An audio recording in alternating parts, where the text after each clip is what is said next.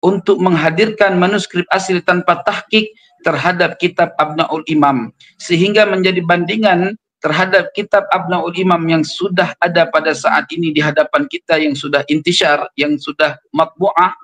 Bila mana dia tidak mampu menghadirkan kitab asli, manuskrip asli Abnaul Imam tanpa tahqiq, maka tuduhan dia tidak dianggap ilmiah terhadap kepalsuan kitab Abnaul Imam.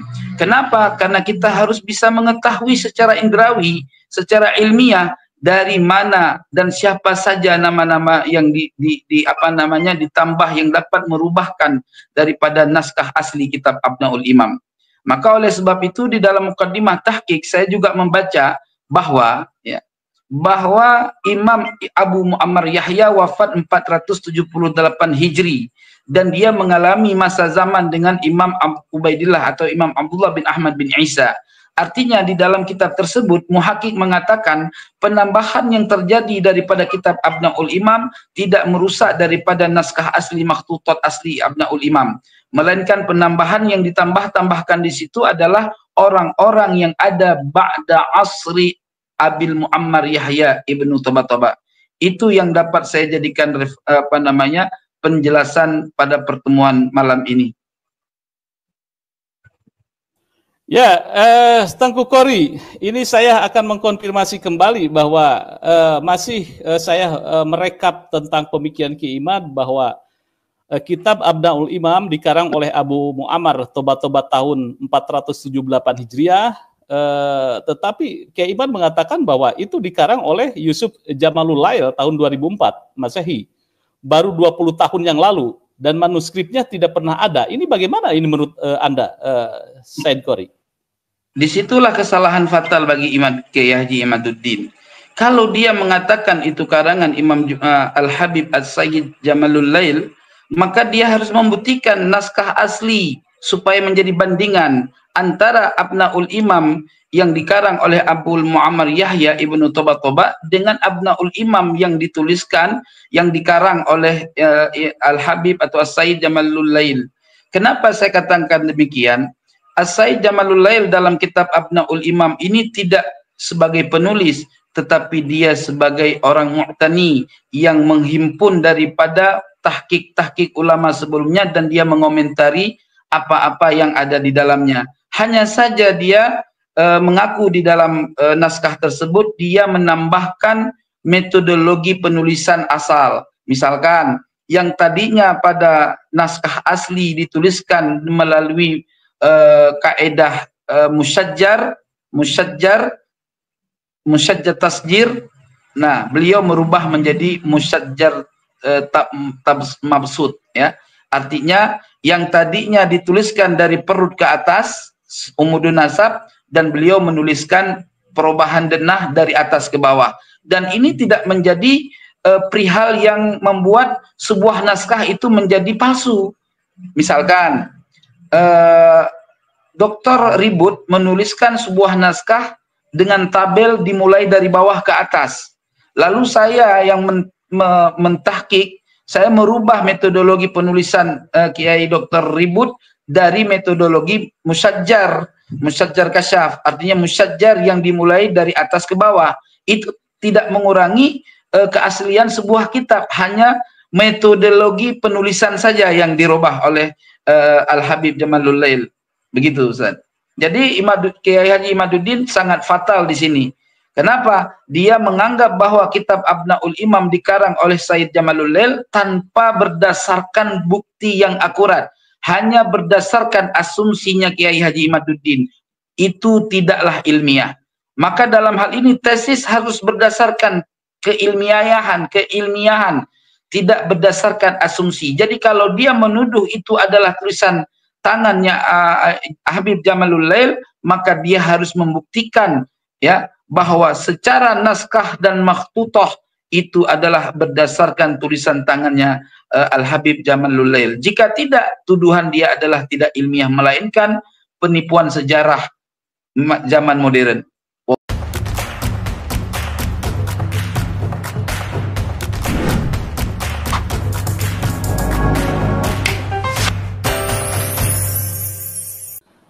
Assalamualaikum warahmatullahi wabarakatuh.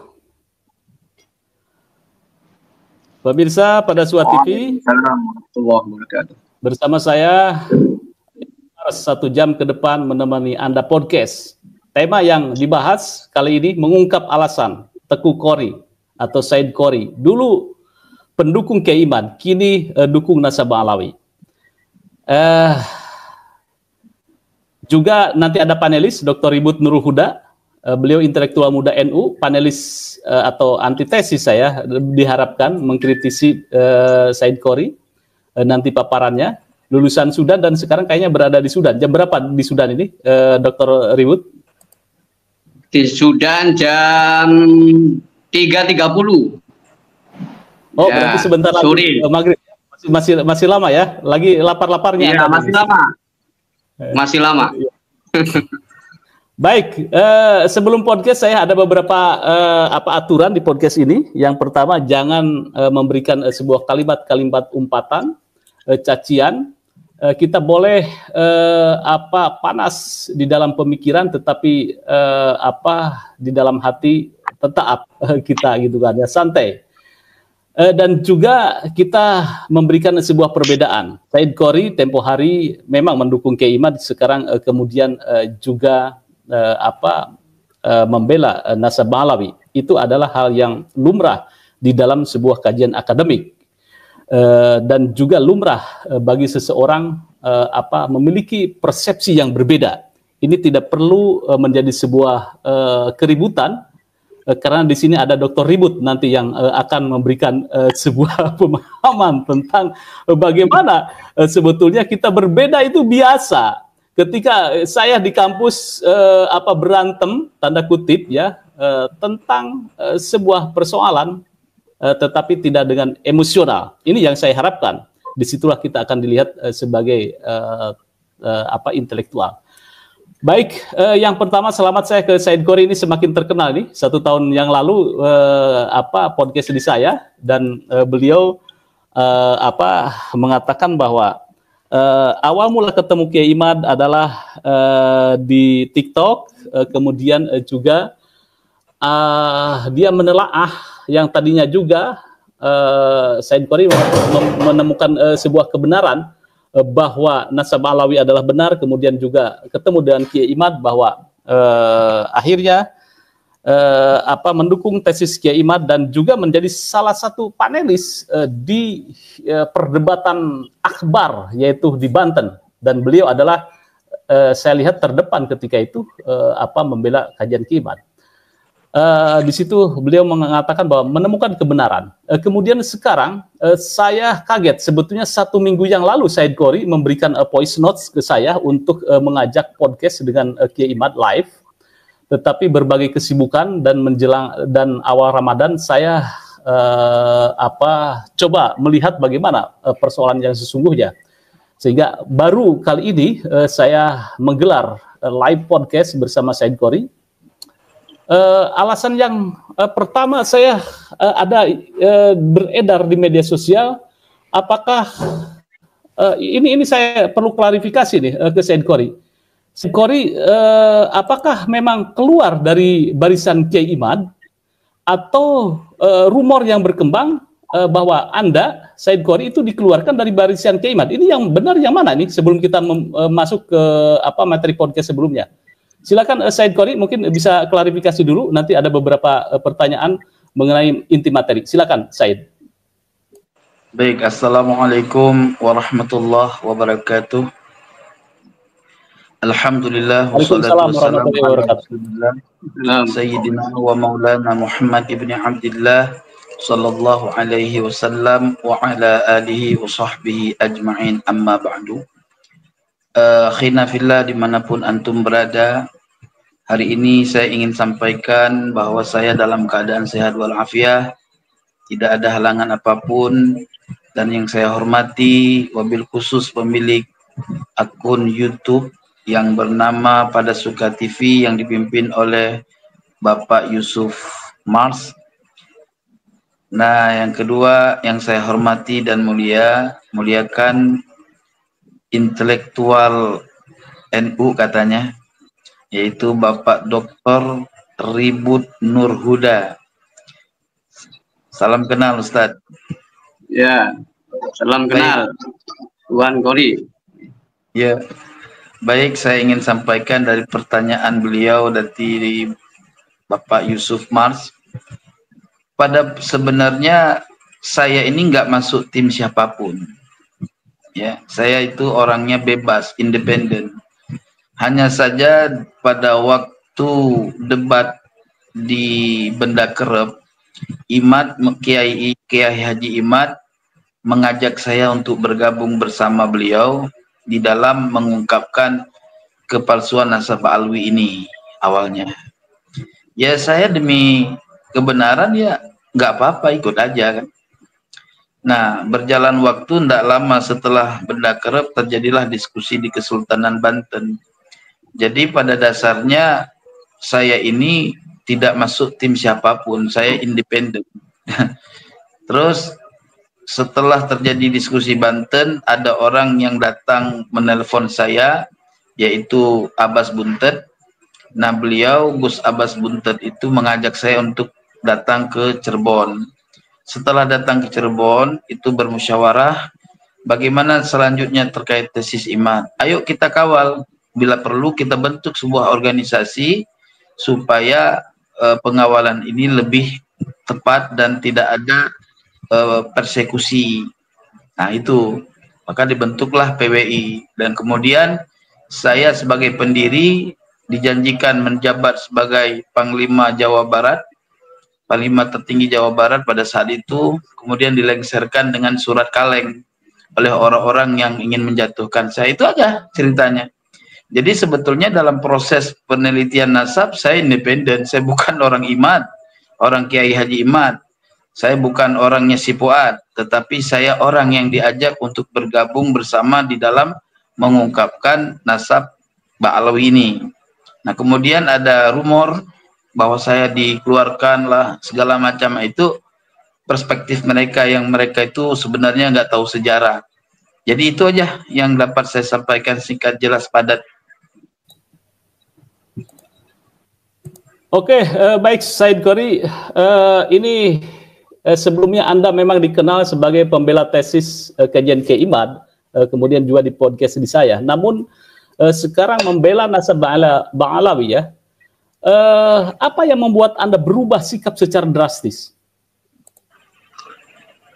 Baik, saya berubah itu karena pada dasarnya saya sudah sampaikan kepada antum juga dulu, dimanapun saya selalu bernarasi bahwa saya ini meneliti dan masih dalam proses penelitian yang mendalam. Walaupun pada saat itu saya menyatakan bahwa penelitian saya terhadap nasab Ba'alawi sebagai nasab yang palsu itu sudah mencapai 99%, bahasanya dulu ya.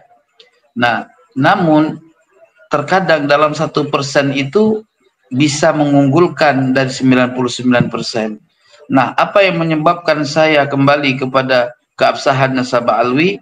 Karena setelah saya dalami tesisnya Imaduddin, Kiai Haji Imaduddin, itu ternyata ada banyak hal yang terjadi, narasi-narasi yang tidak ilmiah ya, dari tesis Imad, tesisnya Kiai Haji Imaduddin. Apa diantaranya? Tuduhan dia terhadap kitab Abnaul Imam itu adalah kitab palsu. Sementara awalnya saya menjadikan keabsahan nasab Ba'alawi itu dengan kitab Abnaul Imam. Lalu saya terdoktrin sama Kiai Haji Imad atas tuduhannya terhadap kepalsuan kitab Abnaul Imam dengan narasi yang ada di dalamnya, yaitu tahqiq muhakkik ya, tahqiq mukaddimah muhakkik atau mukaddimah tahqiq ya. Nah, setelah berjalan waktu saya nggak mendalami itu, namun setelah saya pulang ke Aceh 2 bulan, lalu saya berkomunikasi dengan ulama-ulama Aceh di sana. Kata guru saya, kamu silahkan meneliti keabsahan nasab Ba'alawi atau kepalsuannya, tetapi jangan berdiri atas orang lain, berdirilah atas ilmumu sendiri. Berdasarkan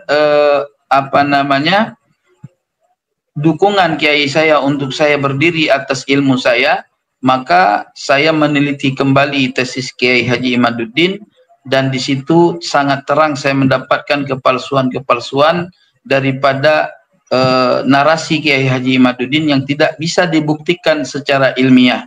Lalu saya ikrar untuk kembali kepada keabsahan nasabah Alawi sekaligus membuat antitesis dari Kiai Haji Imaduddin, ya, yang sudah ada di hadapan saya, sudah selesai ini, ya, cuma tinggal ditahqiq saja karena antitesis saya itu berdasarkan tahqiq, ya. Nah, alhamdulillah hari ini sudah sampai di mahasiswa Kairo mahasiswa Indonesia yang ada di Kairo yang akan disandingkan kepada dua syekh ulama Kairo, diantaranya Syekh Yusri dan ada lagi Syekh apa saya lupa. Insyaallah nanti akan ada kata pengantar dari mereka.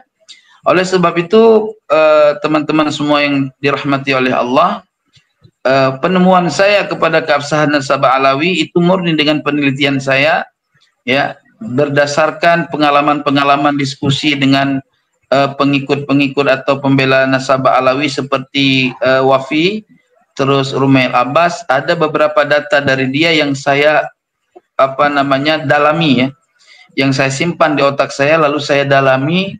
Ternyata saya dalami lebih dalam, ya, saya menemukan kepalsuan daripada tesis Kiai Haji Imaduddin yang tidak akurat di dalam pembuatan tesisnya untuk membatalkan nasabah Alawi. Itu daripada sejarah kenapa saya kembali kepada keabsahan nasabah Alawi. Jadi apa alasan yang signifikan Anda merungkadkan tesis Kiai Imad adalah dengan kitab tadi Abnaul Imam yang kata Kiai Imad adalah palsu gitu ya. Kemudian menurut Anda adalah itu menjadi sebuah referensi kitab di abad kelima. Itu seperti itu atau bagaimana ini pandangan Anda? Baik. Pertama, Kiai Haji Imaduddin menuduh kitab Abnaul Imam sebagai kitab palsu dikarenakan dia mencurigai di dalamnya ada penambahan yang dilakukan oleh muhakkik. Pada dasarnya ketika saya mengkaji kitab-kitab ilmu tahqiq, ya, saya punya kitab ilmu tahqiq dalam penelitian Abnaul Imam, itu ada beberapa kitab ilmu tahqiq yang saya masukkan dalam daftar pustaka. Di sana menyebutkan bahwa ulama-ulama pentahqiq itu mereka meneliti manuskrip asli tanpa tahqiq di seluruh perpustakaan dunia. Artinya ketika seorang muhakkik sudah meneliti dari seluruh perpustakaan dunia, lalu dia mengomentari apa yang dia tahqiq, artinya itu Kiai Haji Imad tidak bisa menuduh kitab itu sebagai kitab yang maudhu'ah, ya, sebagai kitab yang tidak bisa diambil pegangan di dalam sebuah referensi, ya. Ya. Kenapa? Karena Kiai Haji Imad bukan seorang peneliti, karena dia berdasarkan asumsi dia di dalam membaca muqaddimah tahqiq. Maka oleh sebab itu, jikalau dia adalah berani menunjukkan bukti dan memang seorang peneliti, maka wajib atas Imaduddin, atas Kiai Haji Imaduddin untuk membuktikan manuskrip asli tanpa tahqiq Abnaul Imam sebagai perbandingan dari kitab Abnaul Imam yang matbu'ah yang sudah dicetak yang beredar saat ini. Bila mana dia tidak mampu menghadirkan kitab manuskrip asli tanpa tahqiq karangan Imam Abul Mu'ammar Yahya ibnu Toba, maka tuduhan dia tidak bisa berlaku di dalam kajian ilmiah. Kenapa? Karena setiap tuduhan sesuatu tanpa syawahid itu batil. Begitu tuan-tuan yang dirahmati oleh Allah. Maka oleh sebab itu kitab Abnaul Imam tetap memiliki kekuatan dalam menjadikan kitab tersebut sebagai referensi. Al-Imam ahli nasabah, ya, yaitu Imam Sayyid Murtada Az-Zabidi sebagai nasabah yang terkemuka dari kalangan Sunni mengambil referensi daripada Abnaul Imam. Lalu siapa Imaduddin? Apakah dia imam ahli nasab yang berani memaudhu'kan atau memalsukan sebuah naskah tanpa mampu memberikan bukti yang akurat? Oleh sebab itu, di dalam antitesis saya mempertanyakan kepada Imaduddin mampukah Kiai Haji Imaduddin untuk menghadirkan manuskrip asli tanpa tahqiq terhadap kitab Abnaul Imam, sehingga menjadi bandingan terhadap kitab Abnaul Imam yang sudah ada pada saat ini di hadapan kita, yang sudah intisyar, yang sudah matbu'ah.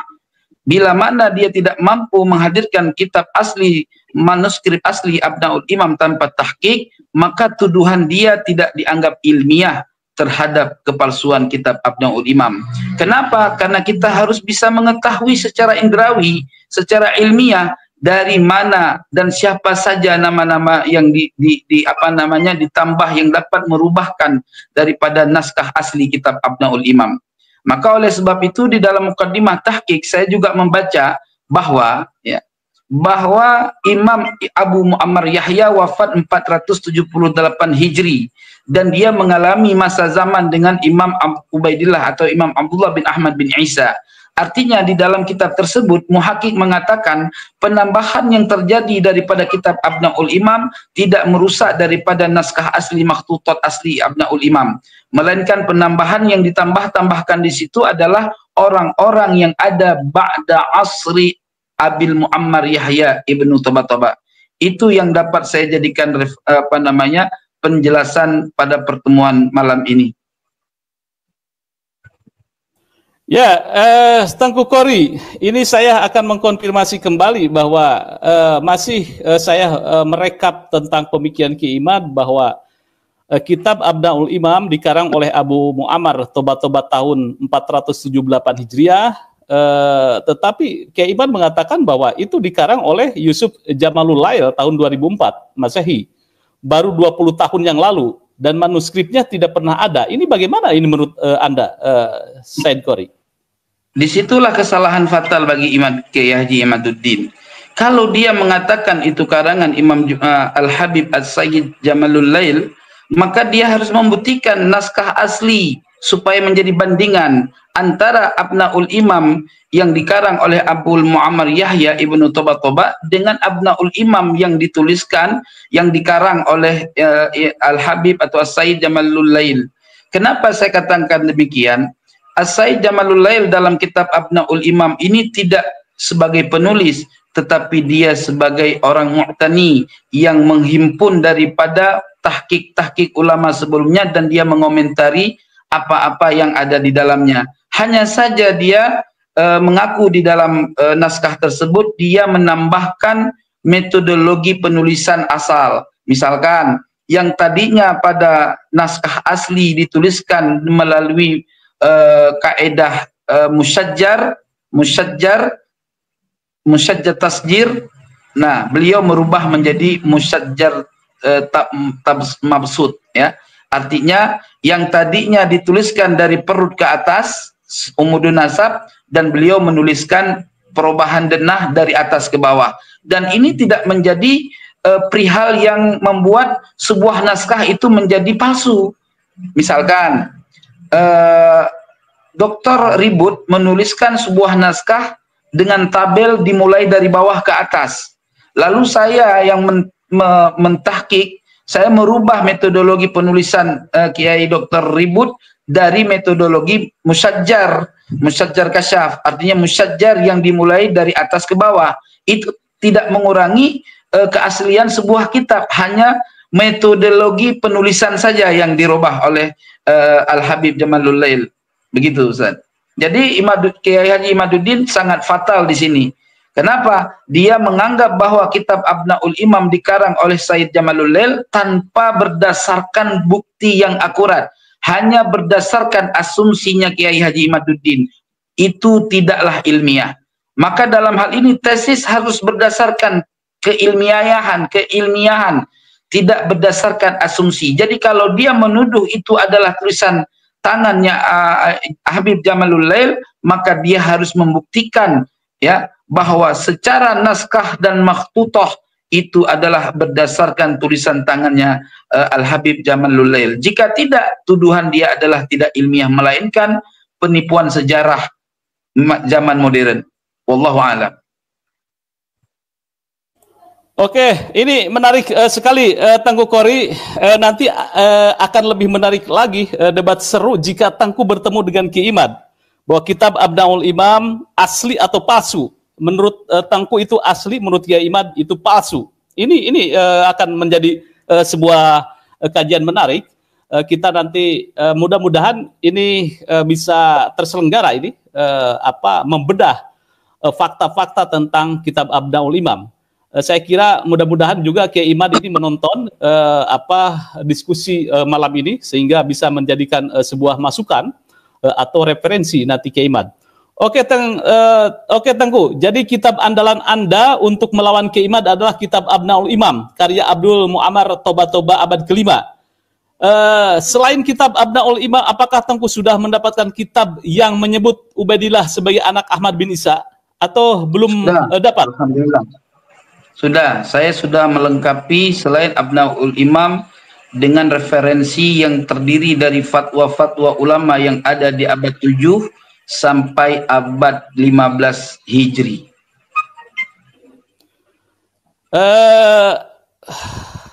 Kemudian ini untuk merungkatkan Kiai Imam hanya dengan kitab Abnaul Imam saja atau ada kitab yang lain? Banyak, kan saya sudah katakan banyak untuk merungkatkan tesis Kiai Haji Imaduddin. Saya tidak memiliki hanya sebatas satu referensi. Saya menghadirkan 102 sumber referensi di dalam mensahihkan nasab Ba'alwi.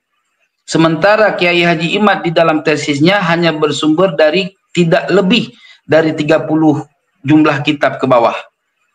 Saya menjadikan referensi 102 referensi, bahkan fatwa Ahlun Nasabah dari Naqobah Ashraf Kalastani dari Pakistan. Begitu. Oke, yang biasa menjadi satu rujukan salah satunya ini Sajarah Mubarakah. Ini menurut Anda bagaimana nih kitab Sajarah Mubarakah sebagai salah satu referensi Kiai Imad bahwa nasab Alawi itu tidak nyambung ke Rasulullah? Baik, justru secara terang di dalam naskah Sajarah Al-Mubarakah, pertama Kiai Haji Imaduddin harus memberi jawaban dari pertanyaan saya, siapakah ulama terkemuka ahli nasab yang ada di abad 5, 6, dan 7 Hijri yang mengkonfirmasi bahwa Al-Imam Fakhruddin Ar-Razi sebagai ahlun nasabah? Itu yang harus dijawab. Bukan referensi dari kitab-kitab kemudian seperti Tobaqatun Nasabin yang ada di abad baru ini. Sementara yang saya tanya, tunjukkan satu konfirmasi daripada ulama-ulama ahli nasab, ahli tarikh yang ada di abad 5, 6, dan 7 yang mengkonfirmasi bahwa Al-Imam Fakhruddin Ar-Razi adalah seorang ahli nasabah dan beliau mengarang sebuah kitab yang bernama Asy-Syajaratul Mubarakah. Itu pertama. Yang kedua, di dalam naskah mukaddimah kitab yang dituliskan oleh Imam Fakhruddin Ar-Razi, di situ disebutkan lafaz di halaman 12 paling akhir, hadzal kitabul musamma bisyajaratil mubarakah qara'tuhu ala as-sayyid al-ajal al-alim al-muhtarim Syamsuddin Majidil Islam Syarafil Itrah Ali bin Syaraf Syah bin Abil Ma'ali adamallahu majdahu. Artinya apa? Al-Imam Fakhruddin Ar-Razi, beliau mengungkapkan dengan perkataannya di dalam tulisannya, dia mengatakan bahwa aku telah membacakan kitab Asy-Syajarah Al-Mubarakah ini di hadapan seorang sayyid yang mulia, yang alim, yang dimuliakan, yaitu Syamsuddin cahayanya agama atau matahari agama, Majidil Islam, Syaraful Itrah Ali bin Syaraf Syah. Ali bin Syaraf Syah bin Abil Ma'ali. Pertanyaan saya, tahun berapa biografi Ali bin Syaraf Syah bin Abil Ma'ali diketahui oleh ulama-ulama di zaman abad ke-5, ke-6, dan ke-7 Hijri? Siapa Ali bin Syaraf Syah ini? Tahun berapa lahir dan wafatnya? Apakah dia hidup sezaman dengan Imam Fakhruddin Ar-Razi atau tidak? Jikalau dia hidup sejaman dengan Imam Fakhruddin Ar-Razi, tunjukkan di kitab apa dan apa karangan Imam Ali, Sayyid Ali bin Syaraf Syah selain kitab selain daripada naskah yang dibacakan oleh Imam Fakhruddin Ar-Razi. Ya, pertanyaan saya itu. Sehingga dalam penelitian saya menemukan bahwa Ali bin Syarafsyah itu bukanlah ulama yang ada di abad ke-5-6 Hijri, tetapi dia adalah ulama yang ada di abad ke-7-8 Hijri. Artinya Imam Ali, Sayyid Ali bin Syarafsyah bin Abil Ma'ali, beliau wafat 740 Hijri. Sementara Al-Imam Fakhruddin Ar-Razi wafat 600 Hijri. 606 Hijri ya wafatnya Imam Fakhruddin Ar-Razi. Lalu bagaimana Imam Fakhruddin Ar-Razi mampu membacakan naskah kitabnya di hadapan orang yang belum dilahirkan ke alam dunia ini? Itu yang harus dijawab oleh Imaduddin.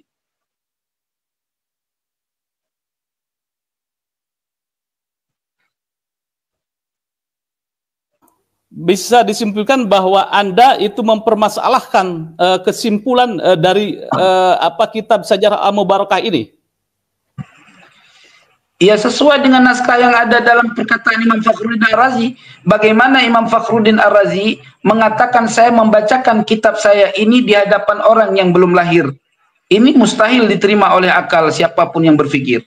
Maka oleh sebab ini jelas bahwa orang-orang yang mencantol sebuah nama untuk sebuah kitab, mesti yang namanya orang-orang yang berbuat sesuatu penyelewengan dalam naskah, mesti akan terjadi kelupaan dan kekeliruan dalam pembuatannya. Sehingga Imam Fakhruddin Ar-Razi sama sekali tidak pernah menulis kitab yang berjudul Asy-Syajaratul Mubarakah. Oke, baik. Katakanlah, iya betul. Siapa Fahru Roji adalah tadi dikatakan wafat 606 Hijri. Dan dia ada di Roy, pengarang kitab ini. Artinya ketika dengan siapa Ahmad bin Isa itu katakan kakek lah ya, kakek. Nah, bukannya itu masih dekat ketika seseorang mengkonfirmasi tentang sosok yang hidup di abad di tahun ke 500 Hijriah atau 400 Hijriah, kan masih dekat. Katakan panca kakinya adalah kaki. Dan itu sama-sama hidup di Roy. Baik. Kalaupun kita menganggap kitab Asy-Syajarah Al-Mubarakah itu kitab asli karangan Imam Fakhruddin Ar-Razi, maka kita harus mempertanyakan Rai itu di mana? Di Iran kah, apa di Basrah, atau di Irak?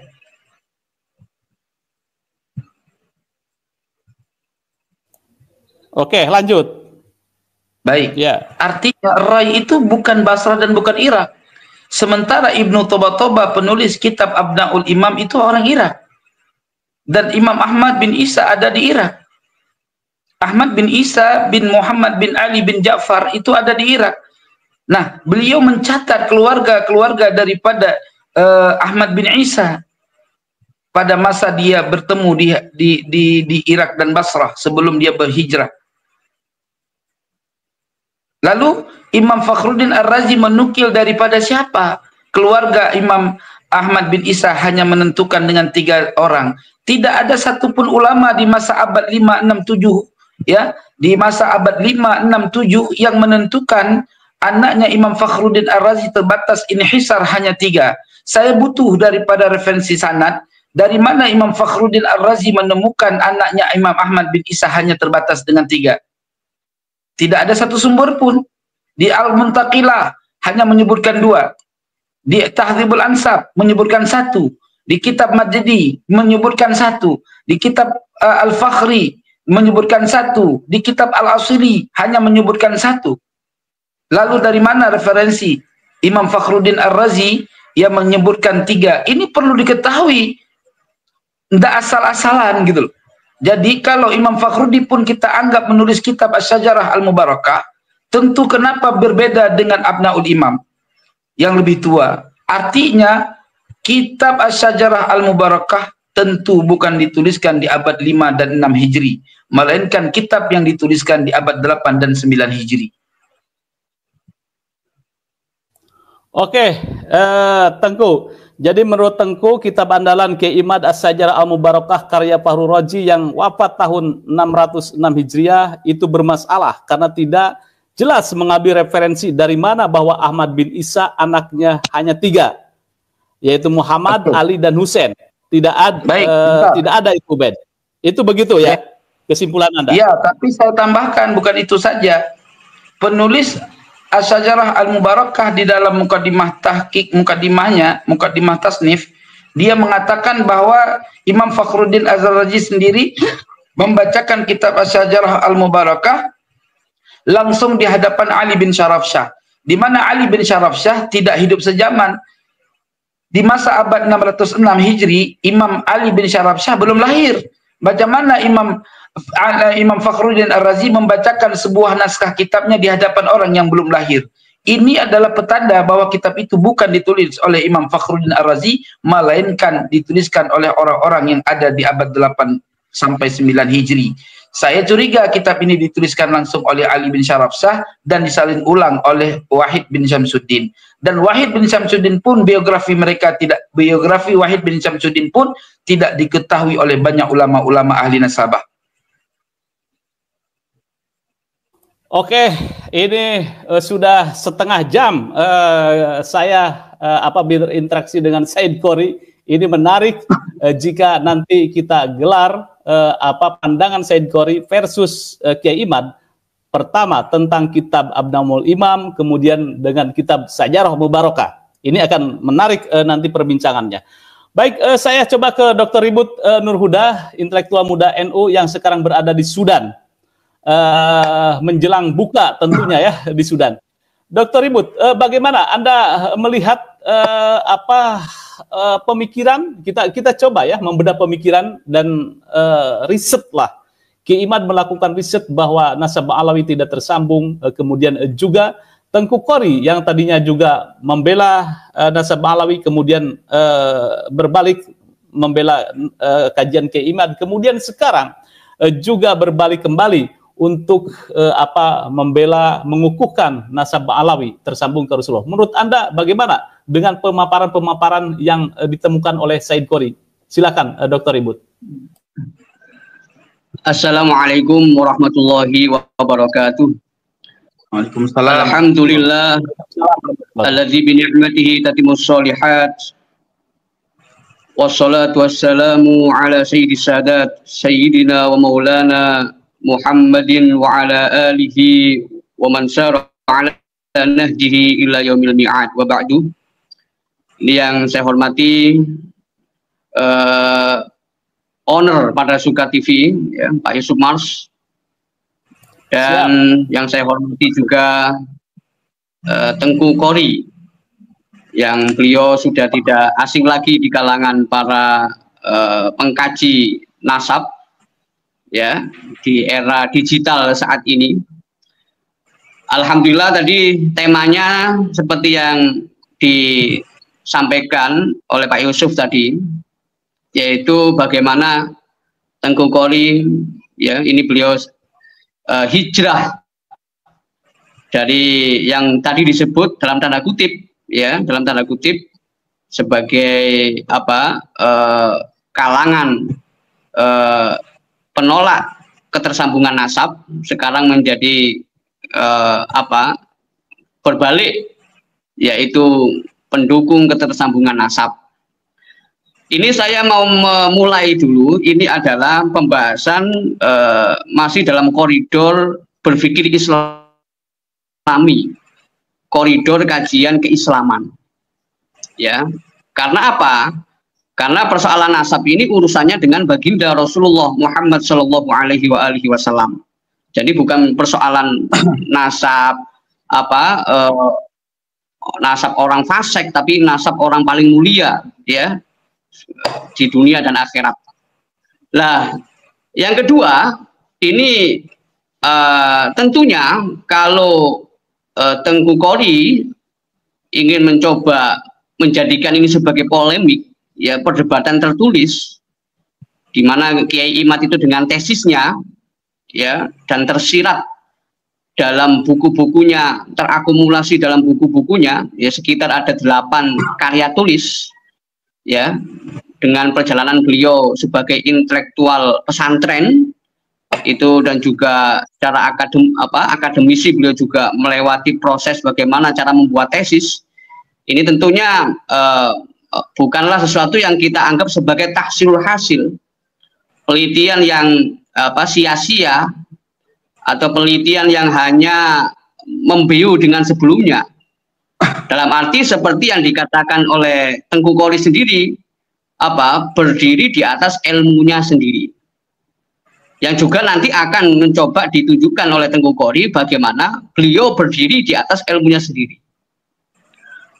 Walaupun tanpa melupakan bahwa ilmu itu sifatnya universal. Ilmu itu sifatnya universal, bisa dikaji di meja akademik secara objektif. Ya, hanya saja persoalan masalah nasab ini kembali kepada persoalan kejujuran, ya, kejujuran intelektual tentunya, otentifikasi, keaslian, ya, bertolak pada hawas, bertolak pada kesaksian mata dia anaknya si A atau bukan, kemudian kesaksian itu kemudian menjadi tulisan atau berita lisan dan tertulis dan terwariskan sampai sekarang, yang warisan itu berupa tulisan yang kemungkinan tulisan itu bisa diperdebatkan, ya, bisa diperdebatkan. Nah, sekarang dunia intelektual itu begitu terbuka.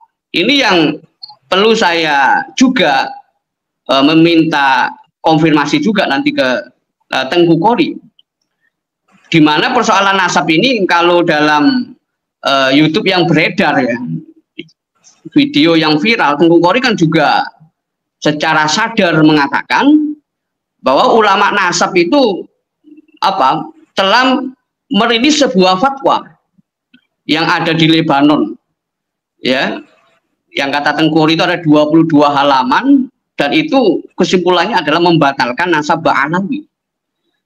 Apakah ini berita yang sikoh yang disampaikan oleh Tengku Qori, artinya yang berita yang bisa dipercaya, ataukah Tengku Qori ingin mencoba melawan fatwa tersebut yang disebutkan ulama nasab berkumpul di Lebanon, kemudian mengkaji dan mengeluarkan fatwa bahwa Ba'alawi bukan nasab baginda, tidak punya nasab yang tersambung kepada baginda Nabi Muhammad Shallallahu Alaihi Wasallam. Ini yang perlu di garis bawahi, bagaimana Tengku Qori secara paradigmatik itu punya landasan ataukah beliau masih dalam proses. Awalnya proses katanya tadi beliau menyampaikan proses mencari kebenaran, sekarang bukan sebagai antitesa tapi masih dalam proses untuk mencari kebenaran yang mungkin nanti disebut sebagai antitesa. Nah, ini yang perlu saya garis bawahi. Jadi kalau dengan karya-karya Ki Imad itu sudah cukup untuk diverifikasi bahwa beliau sebagai peneliti nasab. Ya, kalau zaman dahulu orang punya karya 2, 3, 4 itu sudah akan disebut sebagai ahli. Walaupun ahli dalam ilmu, dalam arti ahli dalam informasi yang kekayaan informasi, bukan ahli dalam akumulasi informasi, bukan ahli dalam keilmuan yang terstruktur, yang sistematis, yang memiliki metodologi tertentu. Nah, itu beda lagi. Nah, di zaman akademik sekarang ini, orang yang disebut ahli itu tidak hanya dalam hal beliau mampu mengakumulasi pengetahuan, dan pengetahuan itu berjasa pada orang-orang setelahnya sehingga dia disebut ahli. Tetapi ahli zaman sekarang orang yang bisa, ya, membuktikan secara ilmiah dengan metodologi ilmiah. Ya, kasarannya kalau disebut apakah persoalan perdebatan nasab antara Tengku Qori dan Kiai Imad itu adalah sudah sampai pada titik interpretasi, titik penafsiran dalam kajian sejarah, ya tentunya sepertinya belum. Karena memang datanya bukan data baru. Tetap kitabnya Abnaul Imam dan muhakiknya juga belum ada muhakik lain yang pernah disampaikan oleh Kiai Imad. Ya, misalnya kitab Abnaul Imam yang ditahqiq oleh oleh 3 muhakik itu, yang kemudian di situ mukadimahnya beliau muhakik itu mengaku bahwa buku yang sudah rilis hasil tahqiq tersebut tidak pure, tidak murni sebagai tulisan Ibnu Toba, tetapi sudah ada tambahan. Nah ini kan yang kemudian disebut apa? Distorsi. Apalagi kalau tambahannya tidak terukur. Dan juga mungkin juga ada pengurangan. Dan mungkin juga ada perubahan. Kenapa? Karena tidak dimaksudkan untuk menjaga keaslian buku tersebut. Nah ini yang perlu diperhatikan, karena akan percuma kalau masuk meja akademik ya tidak lolos lagi. Nah, oleh karena itu sumber primer ini apakah ada yang baru? Kemudian ketika sudah ada yang baru, apakah sudah diverifikasi, sudah dilewati kritik? Ya kritik itu nakat itu qiraatu malam yukro, membaca apa yang belum terbaca. Kalau semua sudah terbaca dan terjadi konsistensi dan koherensi, ya, yang kemudian disimpulkan bahwa kitab itu terdistorsi, maka bisa disebutkan kitab itu tidak bisa menjadi rujukan. Kemudian ketika dibandingkan dengan kitab yang lain, referensi sumber primer lain, misalnya kitab Imam Fakhruddin Ar-Razi, Asy-Syajaratul Mubarakah itu yang diterbitkan oleh penerbit kredibel. Nah, apakah kemudian ya ulama-ulama nasab internasional kemudian mengatakan kitab Syajaratul Mubarakah itu tidak valid? Itu kan juga tidak mungkin. Itu sangat simplistis, sangat menyederhanakan persoalan. Jadi ini yang perlu dipertimbangkan lagi, bagaimana mungkin Tengku Qori ini ingin mendelegitimasi kitab Syajaratul Mubarakah sebagai sumber primer dalam kajian nasab, kemudian sebaliknya ingin mengangkat keaslian kitab Abnaul Imam yang mungkin judulnya, ya, kalau dalam kajian-kajian yang sudah beredar itu kan, ya tadi juga disebutkan oleh Pak Yusuf bagaimana Jamalul Lail itu juga menawarkan tema bukan Abnaul Imam, yang menunjukkan bahwa ya kitab itu bukan murni tapi sudah melalui percampuran dan sebagainya. Nah ini yang kedua. Kemudian yang ketiga, ini perlu ditekankan ya, bahwa ya mohon maaf, ini saya tidak bermaksud untuk membanding-bandingkan. Misalnya dulu perdebatan misalnya Al-Imam Hujjatul Islam Muhammad bin Muhammad Abu Hamid Al-Ghazali itu, yang beliau mengkritik para filosof, itu Ibnu Rushd itu membuat tulisan yang kemudian jadi polemik. Apa itu kitabnya? Tahafutil Falasifah. Dan ini yang akan juga dilakukan oleh Tengku Qori. Ya akan mau menulis. Persoalannya apakah nanti tulisan beliau ini akan bertahan dalam sekian lama diskursus, ataukah bertahan sebentar saja. Kalau tesis Kiai Imad itu bertahan, ya bisa disebut sanawat, bukan sanatain lagi, bukan 2 tahun lagi, tapi sanawat, bertahun-tahun bertahan, tanpa harus merusak hubungan antara sesama Muslim, antara klan Indonesia dengan klan misalnya dengan Ba'alawi di Yaman, ya nggak merusak masalah hubungan itu syai'un akhir. Tapi dalam masalah ilmiah ini yang harus betul-betul kita menjauhkan emosi. Lah makanya kalau kita baca kitab, minimal kan yang harus diketahui seorang peneliti adalah yang pertama, ini dalam kitab Naqdul Rijal ya.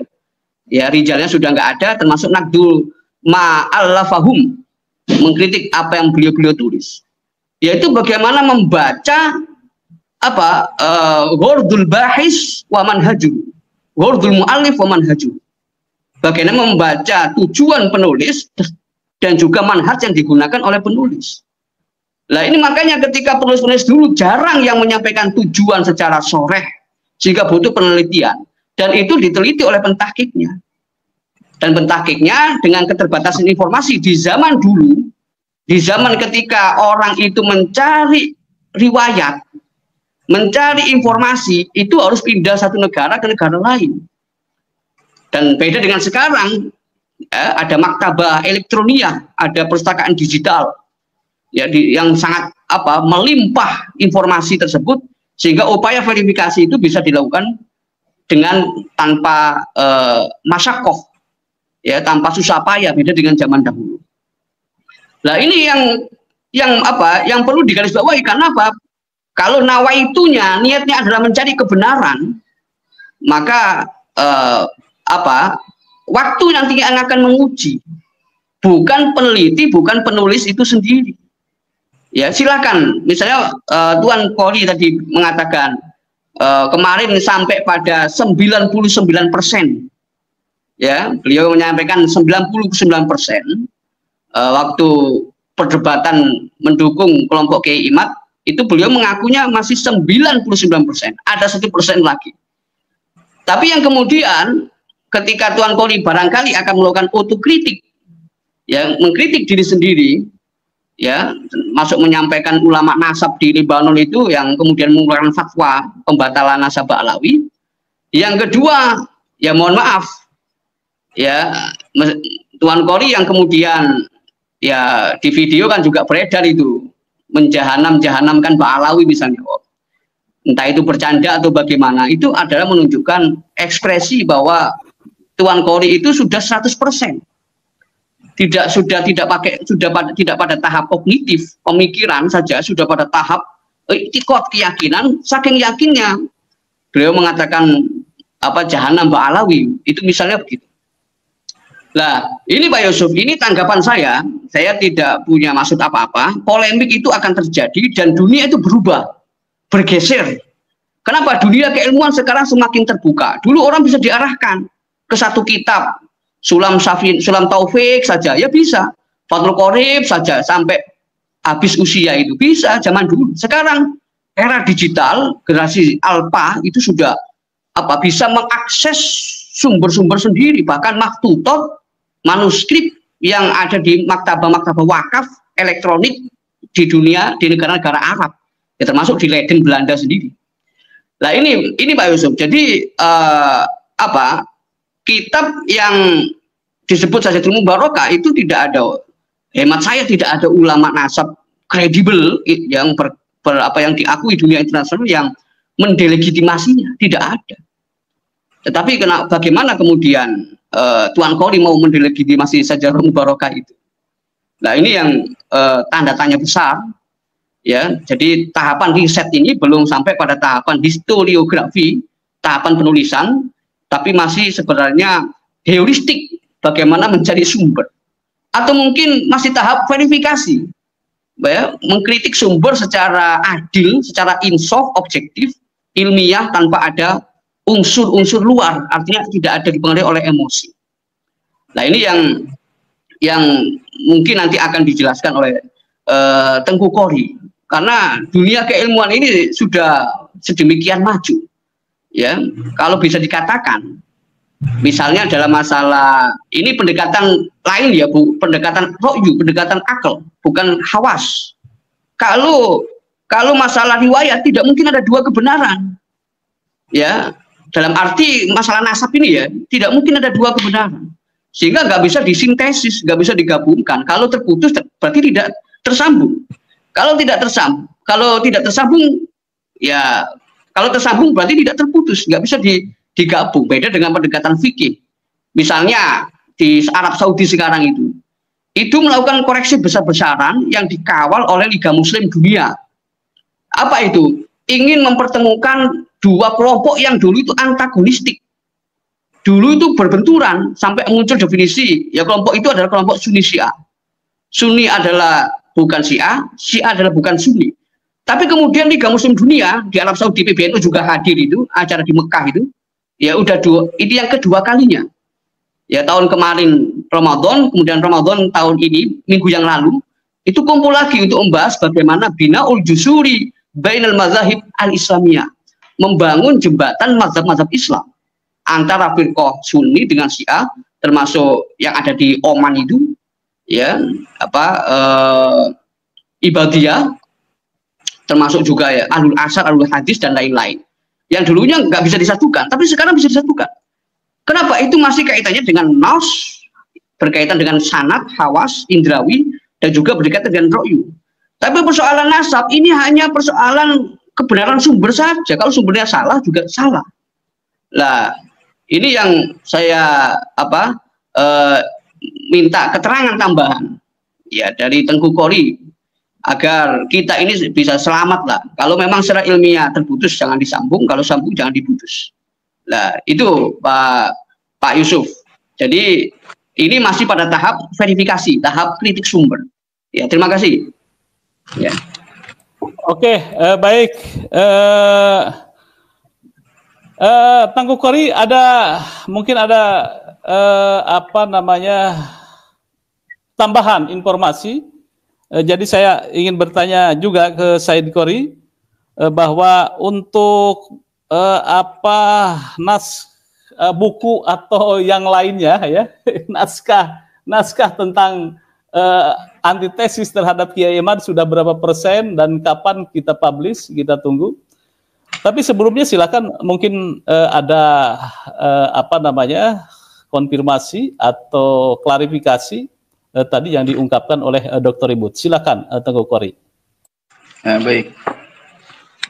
Dari tadi saya mendengar penjelasan atau komentar daripada Dr. Ribut Nur Huda tidak memberikan suatu narasi yang membuat kuat dan benarnya sebuah tesis Imaduddin, hanya berdasarkan statement private-nya ya terkait kritik saya terhadap kitab Asy-Syajarah Al-Mubarakah. Sementara kritik saya terhadap Asy-Syajarah Al-Mubarakah itu sangat logis. Namun beliau menyatakan bahwa tidak ada satupun ulama yang mengkoreksi kitab Asy-Syajarah Al-Mubarakah. Ya.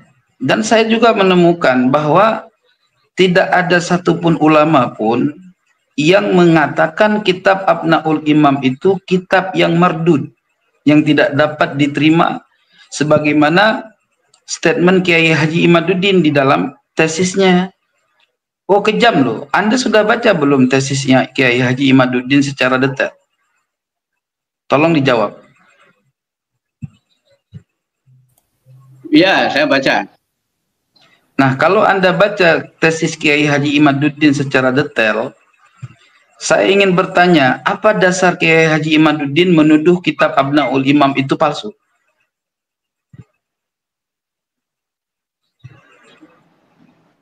Ya, yang pertama itu terkait pengakuan dari muhakik sendiri. Mana datanya? Coba sebutkan lafaz apa yang menyatakan pengakuan muhakik itu menyatakan bahwa itu ada indikasi kepalsuan sebuah naskah. Itu silakan dibaca ya, kitab Abnaul Imam. Itu Anda sampaikan kepada saya, jangan suruh saya baca, saya sudah meneliti. Ya, Anda yang sudah katanya meneliti, coba tunjukkan lafaz mana yang menunjukkan indikasi bahwa kitab Abnaul Imam itu palsu berdasarkan tesisnya Kiai Haji Imaduddin. Silakan.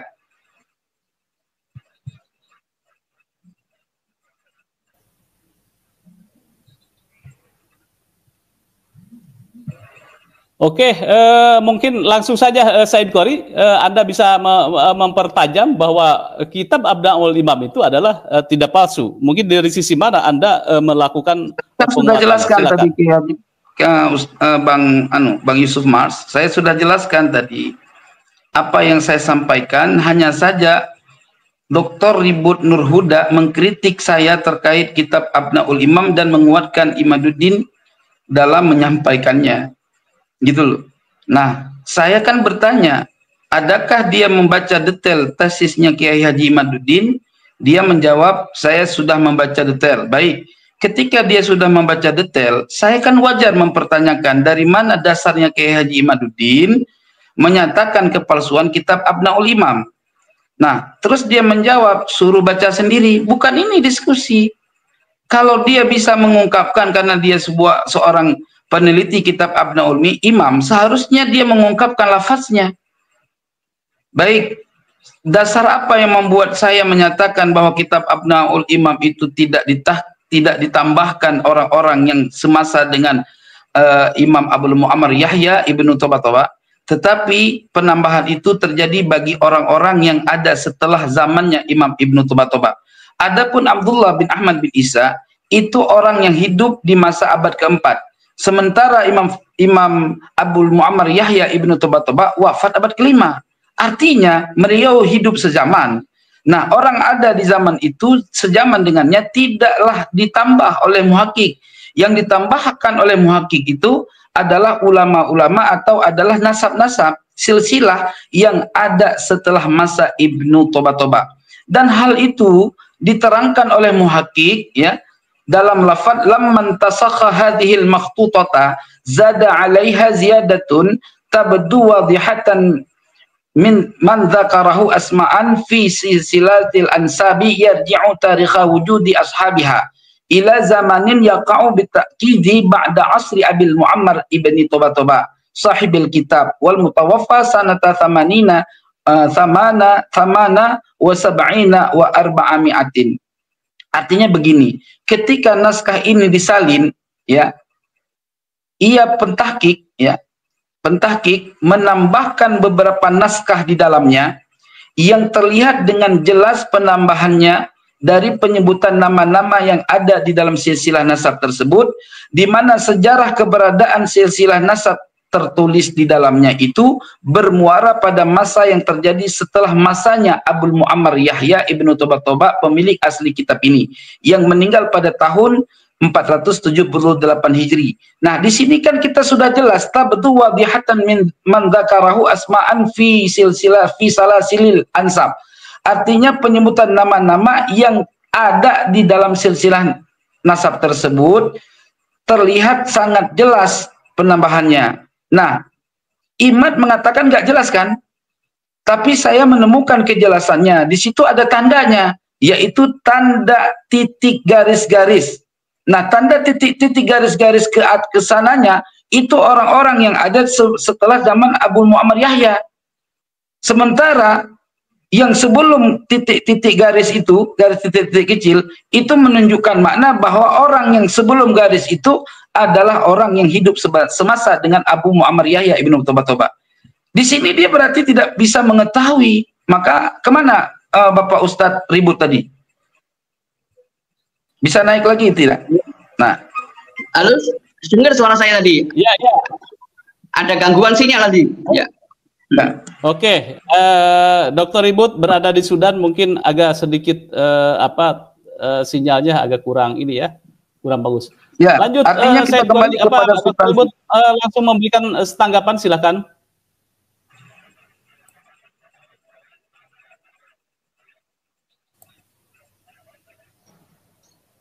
Ya. Ya, halo. Halo, ya, silakan. Tadi saya baca. Anda boleh buka halaman 22 kitab Abnaul Imam. Halaman 22 kitab Abnaul Imam.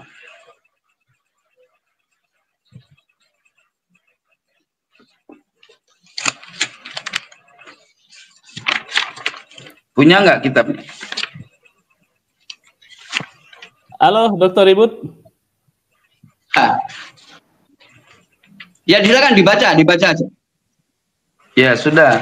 Lamman tasakha hadhil makhtutata zada 'alaiha ziyadatun tabdu wadihatan man dzakarahu asma'an fi salasilil ansabi yarji'u tarikha wujudi ashabiha ila zamanin yaqa'u bitakidi ba'da asri Abil Mu'ammar ibni Toba-Toba sahibil kitabi wal mutawaffa sanata thamanin wa sab'ina wa arba'ami'atin. Artinya ketika naskah ini disalin, nah ini disalin ulang oleh muhakik dari manuskrip tanpa tahqiq ya. Ketika beliau menulis ulang, pentahqiqnya menulis ulang, siapa pentahqiq pertama? Yaitu Ibnu Sadaqah. Nah, Imam Ibnu Sadaqah, ulama sunni yang kredibel, yang siqah dan terpercaya, mausuqah. Dan tidak ada seorang pun yang menyatakan bahwa Imam Ibnu Tabataba adalah orang yang kadzib. Ya. Muwafaqah min ahli sunnah wal jamaah min ulama thiqah. Oke. Beliau di sini mengatakan pentahqiq menambahkan beberapa naskah di dalamnya, menambahkan beberapa naskah. Kita tidak menafikan bahwa naskah tidak ditambah. Di dalam naskah asli ada penambahan, namun yang terlihat dengan jelas penambahan tersebut. Jadi penambahannya terlihat jelas, gitu loh Tuan. Nah, penambahan itu terlihat jelas dari mana? Dari penyebutan nama-nama yang ada di dalam silsilah tersebut. Jelas penambahan nama-namanya. Di mana nama-nama yang ada di dalam silsilah tersebut, sejarah keberadaan silsilah nasab tersebut yang tertulis tersebut di dalamnya itu bermuara tahu kan? Bersumber pada masa yang terjadi setelah masa Abul Muammar. Artinya penambahan itu tidak terjadi pada masa di mana Imam Ibnu Abu Muammar Yahya masih hidup. Tetapi setelah beliau wafat, orang-orang yang tidak terkonfirmasi di dalam kitab tersebut ditambahkan oleh muhaqqiq untuk menjadi sempurna kitab tersebut daripada nama-nama yang tidak disebutkan di kemudian setelah beliau wafat. Sementara Abdullah bin Ahmad bin Isa, orang yang hidup di abad ke-4, Abu Muammar Yahya wafat di abad ke-5. Justru ini sangat kredibel secara logis. Tidak bisa dikatakan bahwa penambahan itu dilakukan oleh muhaqqiq. Itu kalau sudah dilakukan oleh muhaqqiq penambahan itu berarti Imaduddin, Kiai Haji Imaduddin sudah menuduh bahwa muhaqqiq itu pendusta. Nauzubillah tsumma nauzubillah. Ibnu Tasadaqah, Imam Muhammad As-Safaraini, Imam Ibnu Maqdis Al-Maqdisi, itu tidaklah mereka orang-orang yang pendusta. Ini kejam tesis ini. Dengan sesuatu yang Kiai Haji Imaduddin sangkaan antum harus percaya sedemikian rupa dengan tidak meneliti siapa orang-orang tersebut, orang siqah dan mausuqah, sehingga orang siqah dan mausuqah dituduh palsu tanpa ada bukti. Ini kesalahan fatal dalam sejarah peradaban Islam. Akhina fillah yang dirahmati oleh Allah. Saya cuma minta satu kepada si Imaduddin, Kiai Haji Imaduddin. Apa yang saya mintakan sama dia? Tunjukkan naskah makhtutah tanpa tahqiq, ya, yang bisa memverifikasi bahwa kitab makbutah ini yang sudah dicetak ini adalah palsu. Kalau dia tidak bisa menghadirkan kitab asli, sama dengan Anda sedang mendukung orang yang menuduh sebuah sertifikat palsu tanpa ada bukti sertifikat yang asli untuk menjadi bandingan sertifikat palsu itu tergugat. Itu satu. Dan tadi saya bertanya kepada Anda, apakah Anda sudah membaca kitab buku tesisnya Kiai Haji Imaduddin yang tiga bergelombang ya, dari 1, 2 dan 3 ya, yang semua itu ada sama saya. Apakah Anda sudah membacanya dengan teliti? Sudah mencoba untuk mengkajinya? Sudah menelitinya belum? Sementara saya menelitinya. Saya orang yang membela tesis Imad di mana belum ada satu orang pun yang mampu membela Imad, membela Kiai Haji Imad. Saya dari awal meneliti naskah dia, dan saya meneliti dengan proses cara dia berpikir. Lalu saya menjadikan keyakinan bahwa Kiai Haji Imaduddin tesisnya kuat, bagus, ya. Tetapi setelah saya teliti kembali dengan merujuk berbagai macam sumber kitab, ternyata tesis Kiai Haji Imaduddin saya putuskan bahwa tesis palsu. Anda kalau ingin memperkuat Imaduddin, Kiai Haji Imaduddin tesisnya, silahkan Anda buka naskah dia, lalu jawab, dan saya akan menjawab semua pertanyaan dia. Begitu kan enak. Jangan Anda membuat sebuah opini seakan-akan saya ini bukan orang yang mampu menjelaskan masail. Itu sentimen Anda. Coba Anda kembali kepada jalan khitah ilmiah. Anda tidak perlu meneliti kemampuan saya. Orang yang tidak menulis sebuah karya bukan berarti dia tidak punya kemampuan yang hebat. Justru boleh jadi orang yang menuliskan sebuah karya yang dia dapat adalah bukan berarti dia lebih hebat daripada orang yang tidak berkarya. Saya kasih contoh. Apakah Jumadil Kubra adalah orang yang punya karya tulis? Gunung Jati adalah orang yang mempunyai karya tulis.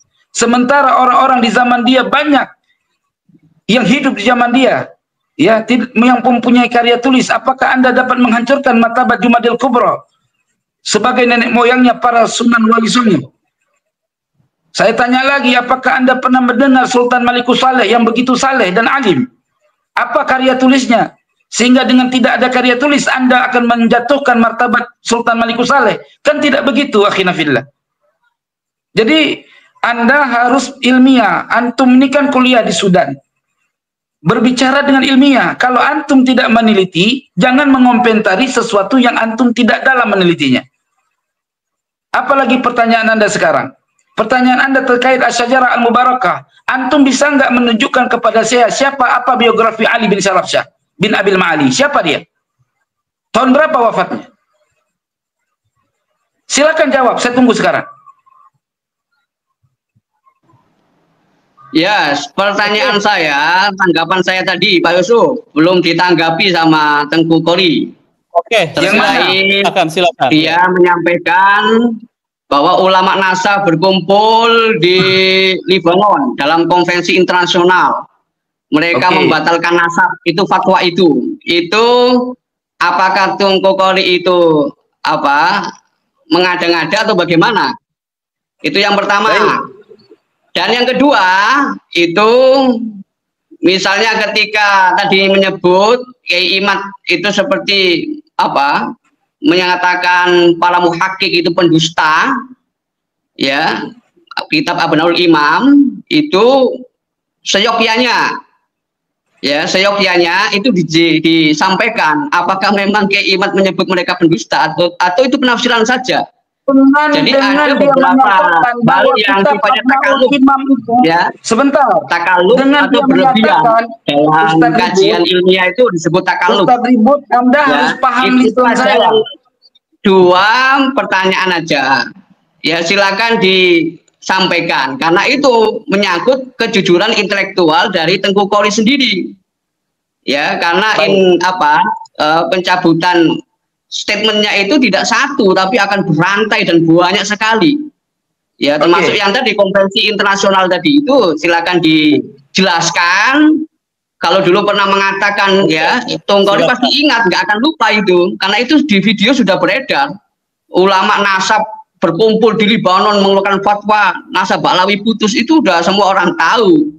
Nah itu silakan, itu bagaimana Tengku Kori itu menanggapinya? Di samping apakah Kiai Imad nyebut mereka pentahkik itu pendusta? Kalau nggak perlu berlebihan takaluf. Ya, itu bagian daripada emosi. Itu aja Pak Yusuf. Karena kita nggak boleh emosi. Ya, terima kasih. Terima kasih. Baik, udah ya. Dari tadi Anda cuma numpang tanya. Pertanyaan saya tidak pernah Anda jawab. Anda hanya saja menembak pertanyaan ke saya. Tapi Anda tidak menjawab pertanyaan saya. Oke. Yang pertama saya sudah menjawab bahwa dalam tuduhan Kiai Haji Imaduddin terhadap palsunya kitab Abnaul Imam dengan bahasa pentahkik telah merubah. Bukankah dia sudah menuduh bahwa merubah dengan merusak naskah asli itu tahrif, dan tahrif itu adalah kesalahan fatal bagi seorang pentahkik? Dan sama dengan menuduh pentahkik itu telah berbuat sebuah kedustaan dan kesalahan yang fatal. Itu sama, Mas. Yang kedua, saya jawab pertanyaan antum terhadap Syekh Yasin Al-Khalidar. Ya, Syekh Yasin Al-Khalidari ini yang saya dapatkan di dalam kitab itu sudah lupa. Ya, dan itu tidak dimiliki oleh orang banyak. Kamu tahu siapa yang punya naskah itu? Naskah itu beredar semua dari saya seorang. Tidak ada orang lain yang mempunyai naskah itu. Ya. Dan saya katakan, Syekh Yasin Al-Khalidari ini, ya, dia itu orang bukan ahlun nasabah. Ternyata setelah saya kaji mendalam, dia itu adalah sama seperti Haji Imaduddin, ya, yang mengadopsi pemikiran-pemikiran liberal. Ya. Anda silakan lacak informasi siapa Syekh Yasin Al-Khalidari. Kedua, sekalipun itu adalah fatwa dia dalam penelitian dia, ya, penelitian dia tidak menjadi suatu kekuatan kuat dalam naskah keabsahan nasab alwi. Kenapa? Karena tidak dia nemukan suatu ibarah, bukan berarti dia sudah mengetahui kebenaran sebuah ibarah. Kalau seperti itu demikian yang dia sampaikan menjadi rujukan sebagaimana Kiai Haji Meduddin ya berpaham bahwa tidak ditemukan suatu ibarah, itu menandakan bahwa ketiadaan sesuatu. Itu sama dengan kaidah dia, kaidah baru. Apa kaidahnya? Adamul wujdan yadullu ala adamil wujud. Itu kaidah baru, tidak ditemukan daripada kaidah yang manapun. Sementara kaidah yang terdahulu, bahkan Imam Fakhruddin Ar-Razi pun menyatakan di dalam kitabnya, ya, Al-Mahsal, itu beliau mengatakan adamul wujdan la yadullu ala adamil wujud. Tiada ditemukan satu ibarah atau suatu perkara itu tidak menjadi dalil atas ketiadaannya sesuatu. Artinya, ya, Syekh Yasin Al-Khalidari dia tidak menemukan ibarah-ibarah kitab lain. Dia bukan sebagai peneliti yang handal. Karena naskah yang dia dapatkan itu sama dengan naskah yang sudah dijawab oleh Ahlun Nasabah sebelumnya, yaitu Imam Hamzah Al-Kattani di dalam kitabnya Az-Zu'af, Summu Zu'af, ya. Di situ sudah menjawab. Artinya yang saya tanyakan hari ini, apa bukti kalau Anda menganggap bahwa Syajarah Al-Mubarakah itu kredibel? Siapa Ali bin Syarabsyah bin Abil Ma'ali? Jika kalau Anda meneliti nasab kitab tesisnya Kiai Haji Imaduddin, siapa Ali bin Syarabsyah bin Abil Ma'ali dan siapa Wahid bin Syamsuddin itu, siapa biografinya? Apa biografinya? Silakan, saya tunggu. Tadi jawaban sudah saya jawab semua. Anda tidak perlu mengomentari dulu jawaban saya, tetapi Anda harus menjawab dulu apa yang saya pertanyakan supaya diskusi ini kredibel. Silakan.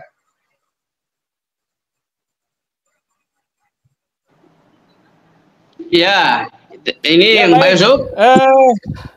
Oke. Ini saya sebenarnya sejak awal saya menyampaikan perkataan pertama saya belum ditanggapi yang pertama itu. Karena apa? Saya kembali lagi dalam kitab dalam kitab Al-Muhaddisul Fasil Bainar Rawi wal Wa'i, ya, yang disampaikan oleh Al-Imam Hasan Al-Basri, ya, beliau mengatakan himmatul ulama'i ar-ri'ayah wa himmatus sufaha'i ar-riwayah. Jadi himmah, semangat atau misinya ulama itu adalah mempertanggungjawabkan ilmu, bukan sekedar meriwayatkan ilmu. Lah apa yang saya tadi sampaikan pertama dalam pertemuan tadi, ya, itu belum ditanggapi. Di mana Tengku Qori itu, ya, Tengku Qori itu ngomong sekarang itu tidak bisa terpisah dengan Tengku Qori yang sebelumnya. Artinya apa? Harus ada pertanggungjawaban agar masyarakat itu tahu. Terkait apa? Terkait Tengku Qori membuat pernyataan tentang ulama nasab yang berkumpul di Lebanon, ya, itu kan mengeluarkan fatwa 22 halaman, ya. Itu bagaimana? Apa yang dibaca oleh Tengku Qori dari 22 halaman itu, dan bagaimana fatwanya, dan apa yang tidak disetujui oleh Tengku Qori. Karena apa? Video itu beredar. Nah, ini akan berdampak secara terus-menerus, ya, sampai nanti. Oleh karena itu sekarang Tengku Qori, apakah itu hanya riwayah, hanya mencomot saja, atau Tengku Qori itu sudah membaca fatwa 22 halaman itu, ya, dan bagaimana Tengku Qori bertanggung jawab kalau sekarang berbeda. Jadi itu aja sebenarnya. Kalau itu yang pertama nggak ditanggapi secara sungguh-sungguh, ini percuma, nanti akan jadi debat kusir. Ya, saya sudah jawab tadi, kamu nggak dengar? Itu Pak Doktor, please listen to me please. Itu. Apakah Anda tidak mendengar ketika saya jelaskan tadi? Anda nggak dengar ke? Ya, belum dijelaskan dari tadi. 22 halaman itu apa isinya? Pada ya, Sukatipin, ya. Pada Sukatipin yang saya jelaskan tadi, saya sudah jawab, dia tidak itu dengar. Kalau nggak dijelaskan percuma, Pak Yusuf. Karena itu kutipannya Tengku Qori sendiri. Berarti beliau membantah ulama nasab yang berkumpul di Lebanon dalam konferensi internasional. Ya, ini kan sangat disayangkan. Mohon untuk tidak terjadi debat kusir aja ini. Ya, silakan. Ini hanya untuk tabayun saja. Apa Tengku Qori mengarang atau bagaimana ini? Terima kasih. Saya tadi sudah menjawab, sampai berbusa mulut saya. Anda pakailah telinga. Masa saya ulang lagi? Belum dijawab. Silakan. Apa? Saya tanya sama pada Sukatipi. Anda tadi waktu saya jelaskan tentang Syekh Yasin Al-Khalidari, itu yang ngarang itu Syekh Yasin Al-Khalidari. Mas, kamu tahu siapa pengarang yang saya sebutkan itu siapa? Tahu nggak? Siapa? Silakan dijelaskan isinya apa. 22 halaman itu. Terus gimana letak ketidaksetujuannya? Itu Pak Yusuf. Saya tanya, kamu tahu nggak siapa yang saya sebutkan di dalam YouTube saya itu penulisnya siapa? Tahu nggak? Dijelaskan dulu aja. Saya tanya, tahu tidak? Kok susah kau ini? Yang disebutkan para ulama nasab berkumpul, siapa saja yang berkumpul, siapa saja yang mengeluarkan fatwa. Astagfirullah. Itu aja. Kalau nggak dijelaskan, berarti dulu pernah ada masalah kejujuran informasi. Ini menimbang masalah kejujuran intelektual aja. Kalau itu nggak dipertanggungjawabkan, maka yang lain juga tidak bisa dipertanggungjawabkan. Ya, silakan siapa aja yang berkumpul, naskahnya bagaimana isinya, silakan. Apa yang tidak disetujui oleh Tengku Qori, itu aja cukup. Ya. Coba sekarang ya, Pak Yusuf. Pak Yusuf. Tadi saya menjelaskan tentang narasi saya kepada Syekh Yasin Al-Khalidari, itulah orang yang membuat buku 22 halaman yang dulu saya komentari, ya, saya jadikan hujjah untuk membatalkan nasabah alwi, dan itu barusan sebelum dia ngomong, saya sudah jawab. Kok dia nggak dengar sih? Saya bingung ini, gimana nih caranya nih? Kamu dengar nggak omongan saya tadi? Oke, mungkin bisa ini kembali. Maaf ya, sebelumnya saya juga ini ada koneksi internet yang tidak baik di saya. Tadi saya sempat terlempar. Baik, Said Qori, mungkin sedikit saja disinggung kembali tadi pertanyaan Dr. Ibut. Kita sudah melebihi dari 1 jam 20 menit, hampir 1 jam 20 menit. Mungkin singkat padat, silakan. Nanti kita coba beralih ke topik yang lain. Yang menuliskan kitab tersebut 22 halaman itu, ya, namanya Syekh Sayyid Yasin Al-Khalidari Al-Musawi Ar-Radhawi Al-Hashimi. Ya. Di dalam naskah tersebut, ya, dia menyatakan nasab Ba'alwi itu adalah maudhu'ah, batil. Ya. Udah. Saya menukil daripada kitab tersebut atau 22 halaman tersebut hasil daripada Muktamar Ulama Libanon. Ternyata di dalam naskah tersebut bukan hasil muktamar. Ya, setelah kita baca rinci, itu bukan hasil muktamar.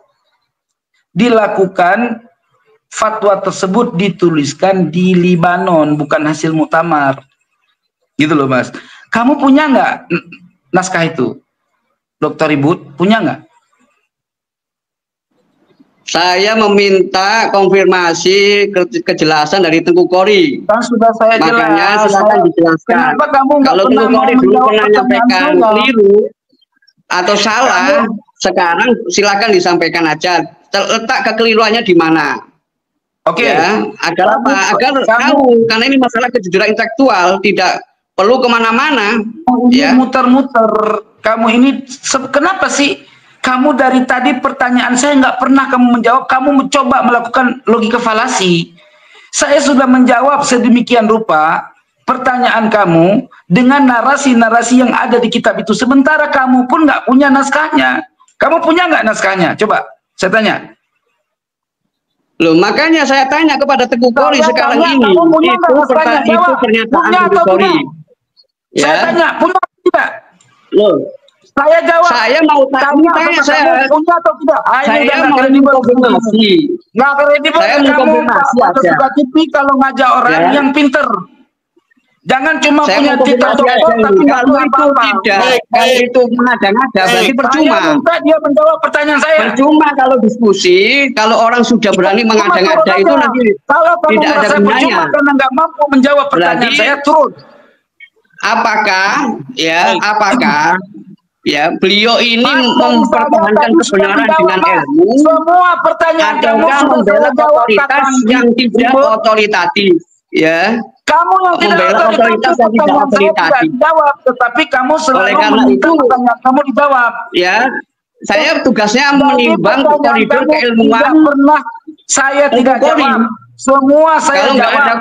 Sementara kamu memberikan suatu statement yang kamu sendiri tidak tahu naskahnya. Kamu punya nggak naskah kitab tersebut? Ya. Oke. Kamu punya nggak? Baik. Tanya Pak pada suka TV. Baik, saya stop dulu ya. Saya stop dulu. Oke. Kita berhenti pada kitab polemik tentang Abnaul Imam. Itu palsu. Enggak, bukan polemik Abnaul Imam ini. Mbak, saya potong, bukan polemik Abnaul Imam. Dia menuntut saya untuk menjawab naskah saya di video dulu tentang kitab karya 22 halaman fatwa karya Syekh Yasin Al-Khalidari, ya. Dia sendiri nggak punya kitab itu. Makanya saya tanya, coba kamu jujur jawab. Kamu punya nggak 22 halaman kitab tersebut? Punya nggak? Itu saya tanya, belum dijawab. Makanya saya tidak perlu untuk menjawab. Ya, para ulama yang berkumpul Al-Nasab di Libanon itu siapa? Atau tidak? Kamu jawab dulu, itu punya atau dari tidak? awal nggak dijawab, soalnya bagaimana saya mau menjawab? Bagaimana saya nggak jawab? Karena itu saya jawab. akan sia-sia saja. Ya, para ulama ahli nasab yang berkumpul di Libanon siapa yang ditekan Tuan Guru Qori itu? Apakah itu beliau mengada-ngada atau bukan? Tidak ada ulama yang berkumpul di Libanon, itu ditulis di Libanon. Udah jelas? Udah jelas belum? Hah? Udah jelas belum? Itu dituliskan di Libanon, bukan berkumpulnya ulama di Libanon, bukan. Kau muter-muter.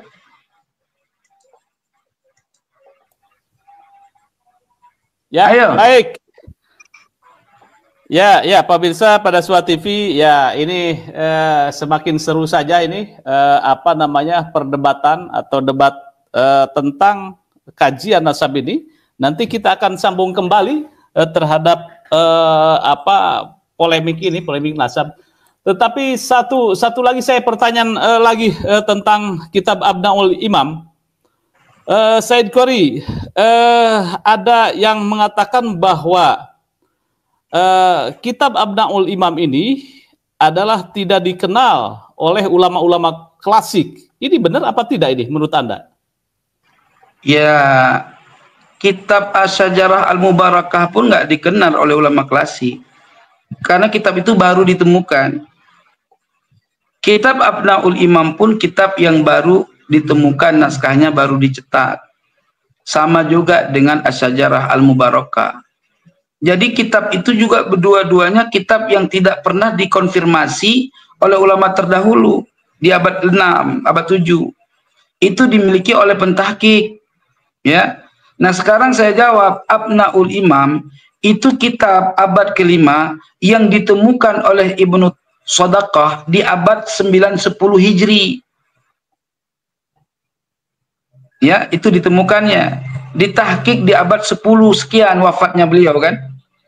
Terus dilanjutkan oleh Imam As-Safaraini, terus dilanjutkan oleh Imam Al-Maqdisi pentahqiqannya. Ya, artinya kitab tersebut sudah sangat kredibel, ditahqiq dan diketahui oleh ulama-ulama ahli nasabah terkemuka, 3 loh pentahkiknya orang yang dari generasi ke generasi. Sementara Syajarah Al-Mubarakah hanya ditahkik oleh 1 orang, Said Mahdi Rajai. Nah, ketika orang menganggap Said Mahdi Rajai itu mengatakan dengan Syajarah Al-Mubarakah, Said Mahdi Rajai juga mengisbat nasabah alwi. Apa yang jadi masalah? Sementara kitab Syajarah Al-Mubarakah tidak dikenal biografi penulisnya berdasarkan kitab ilmu tahqiq, ya. Setiap naskah kitab yang tidak diketahui biografi penulisnya, ya, siapa penulisnya itu tidak diketahui dengan pasti, maka kitab itu manhulah, kitab yang perlu diragukan, wa fihi nazar, dan pada kitab tersebut tidak mesti ada penelitian, gitu loh. Artinya kitab Syajarah Al-Mubarakah tidak kredibel, tidak ditahqiq oleh banyak ulama ahli tahqiq, gitu loh. Coba ulama ahli tahqiq 3 orang mengetahui Abnaul Imam, sementara Syajarah Al-Mubarakah hanya 1 pentahqiqnya, As-Sayyid Mahdi Rajai. Gimana? Gitu loh. Sekarang pertanyaan saya nggak pernah dijawab. Yang adil Bapak pada Suka TV, yang adil Anda hari ini, coba minta kepada Dr. Ribut untuk menjawab pertanyaan saya. Pertama, kalau dia sepakat dengan Imaduddin, Kiai Haji Imaduddin, ya, tolong Anda tunjukkan kitab asli, manuskrip asli tanpa tahqiq terhadap kitab Abnaul Imam. 1. Kedua, apakah Anda telah meneliti kitab buku tesis Imaduddin? Kalau Anda meneliti buku tesis Imaduddin, coba tunjukkan di mana naskah di dalam tesis Imaduddin yang menunjukkan bahwa Abnaul Imam itu palsu. Itu aja, coba dijawab. Jangan limpahkan pertanyaan terus. Saya sudah jawab pertanyaan Anda. Ayo jawab dulu. Oke, silakan. Mungkin bisa memberikan klarifikasi Dr. Ribut, silakan.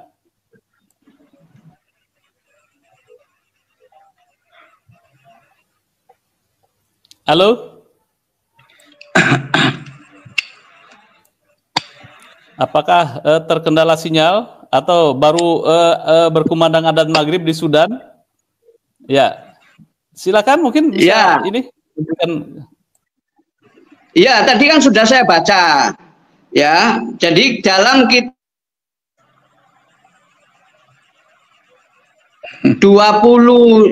halaman 20 ya, dalam kitabnya itu ya, ini nama kitabnya apa? Coba dijawab dulu yang benar. Aduh, mutar mukimat nih. Saya itu sebenarnya ya agak terganggu Pak Yusuf dengan omongan kasarnya Tengku Qori itu. Saya agak biasa diskusi dengan omongan yang kasar ya, dan menyerang karakter kayak gitu. Gaya orang lah Mas. Ini yang aneh gitu loh. Saya di sini nggak terbiasa diskusi dengan Anda. Kalau Anda nggak bisa menerima gaya diskusi dengan saya, sudah jangan diskusi Mas. Makanya nggak punya kredibel Anda. Ya. Aduh lucunya orang yang tidak pernah di kampus ya, dan juga kalau ngomong juga begitu. Jangan begitu ya. Mas, saya alumni mahasiswa juga Mas. Jadi terganggu. Loh, ini makanya ya nggak rugi kalau saya dari Unima Malikusare, tidak didukung oleh Tengku Qori itu ya nggak masalah ya. Ya walaupun tadi saya bacakan juga percuma diulang-ulang lagi itu. Itu Pak Yusuf, mohon izin saya tidak bisa meneruskan karena karena omongannya kasar ya. Saya nggak terbiasa itu ya. Mohon izin saya Pak Yusuf. Ya. Oke, baik. Ini baik, terima kasih Dr. Ribut. Baik. Ya. Oke, plus. Baik, pemirsa pada Suara TV, kita yang dijanjikan diskusi sampai 1 jam, ini sudah 1 jam 30 menit. Jadi sebentar, Gusmar. Ya. Oke, ada closing statement, silakan. Ya, salah satu yang menyebabkan tidak akuratnya sebuah diskusi, ya. Pertama, mengkritik gaya seseorang yang dipaksakan harus dengan keinginan orang lain, itu yang sulit. Ya. Yang kedua, saya ini orang Sumatera, orang Aceh. Kami gaya diskusi ya seperti ini. Dari semua yang Anda tanyakan saya jawab. Anda mencoba untuk mereaksi atau merealitakan terkait video yang beredar terhadap statement saya sebelum saya menjadi pembela Nasabah Alwi, yaitu biasa kaul kadim. Kalau Anda bertanyakan, saya sudah nggak anggap itu sebuah karya. Saya nggak anggap itu fatwa ahli nasabah. Itu sama dengan penelitian Imaduddin, sama saja. Gitu loh. Sekarang apa yang dia teliti, saya jawab semua dalam naskah saya. Gitu loh. Nah, jadi kesimpulan pada malam ini, ya, diskusi ini tidak membuat otak saya ringan. Kenapa? Karena tidak ada jawaban yang saya harapkan dari seorang utusan mukimat, ya, utusan Kiai Haji Imaduddin, ya. Kenapa? Karena percuma sampai ke Sudan dia sekolah tinggi sampai ke sana, tetapi tidak ada satu pengetahuan pun yang bisa dapat saya ambil dari narasi dia. Hanya comot-comot statement YouTuber, ya, sehingga menjadi dalil buat dia, bukan dalil ilmiah dari kitab-kitab.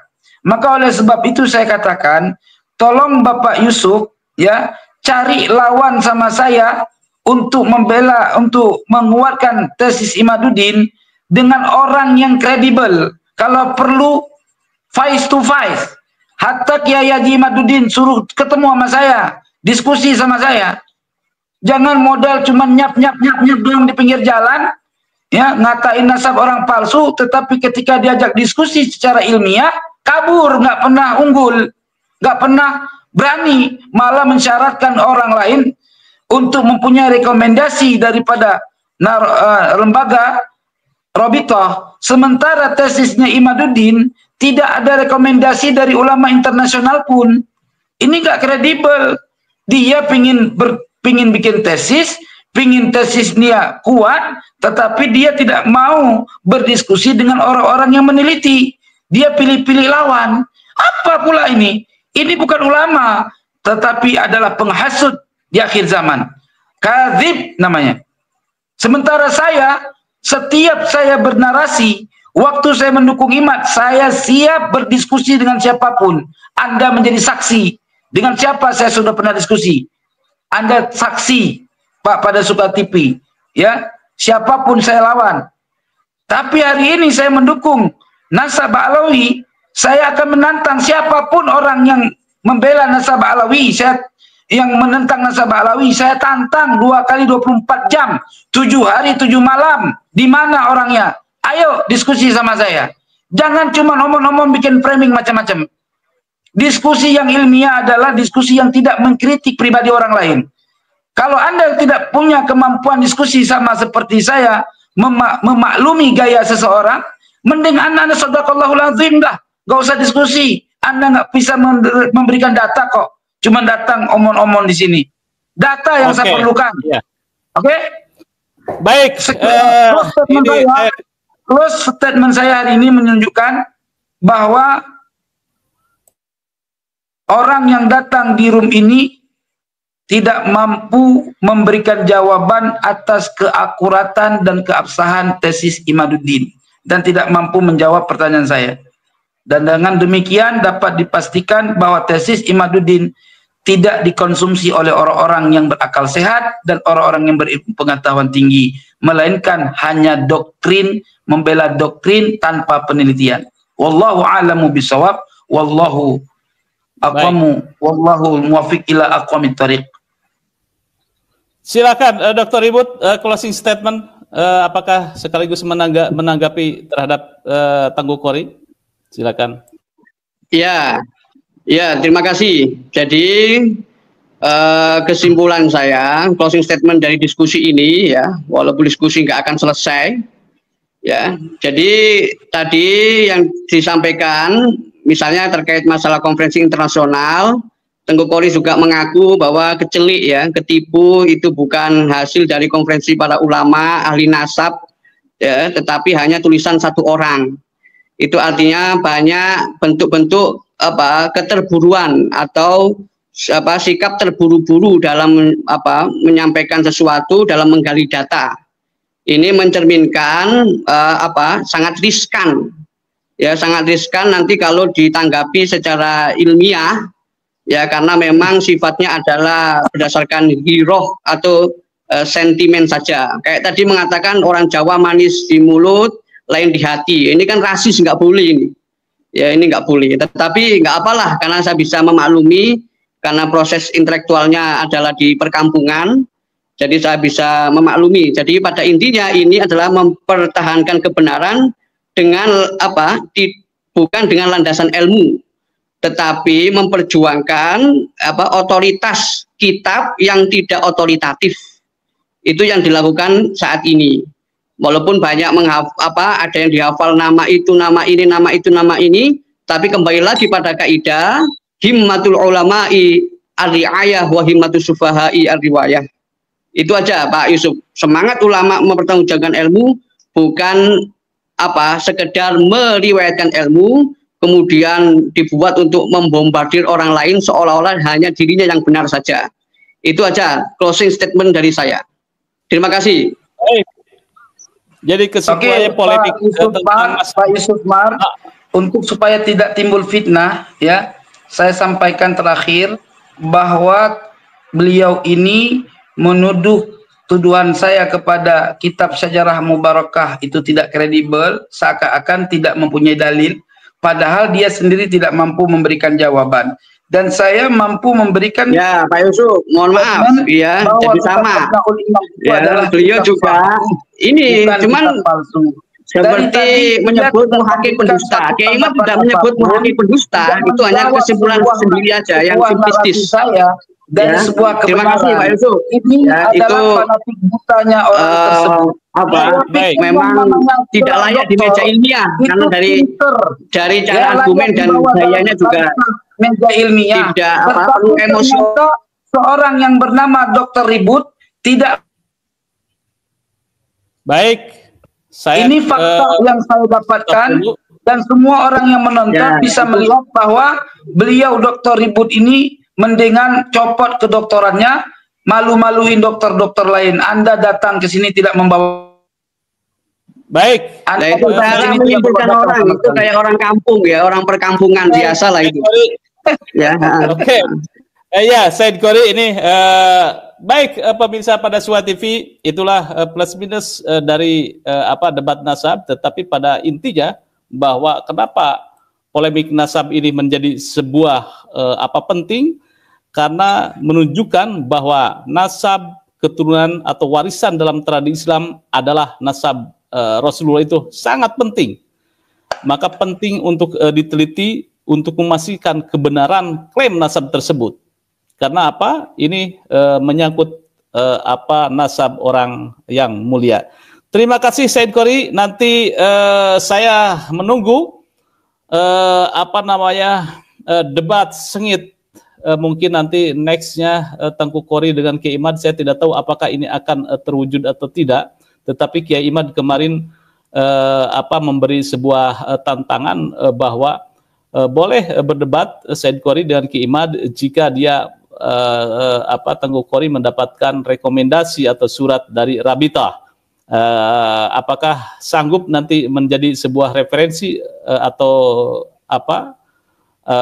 syarat itu saya tidak tahu gitu ya. Yang kedua, kita menunggu terhadap karya atau buku Tengku Qori tentang mengkritisi atau tesis Kiai Imad, sehingga betul-betul ini menjadi sebuah polemik yang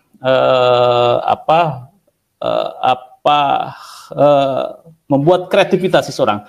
Terima kasih Tengku Qori, terima kasih Dr. Ada pesan buat Kiai Imad sebentar. Pesan buat Kiai Imad sebentar buat saya dari saya.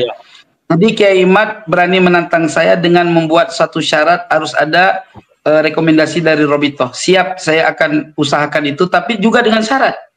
Ya, tesis Kiai Haji Imaduddin harus dilengkapi bukti rekomendasi ulama ahli nasab internasional bahwa tesis dia itu sahih.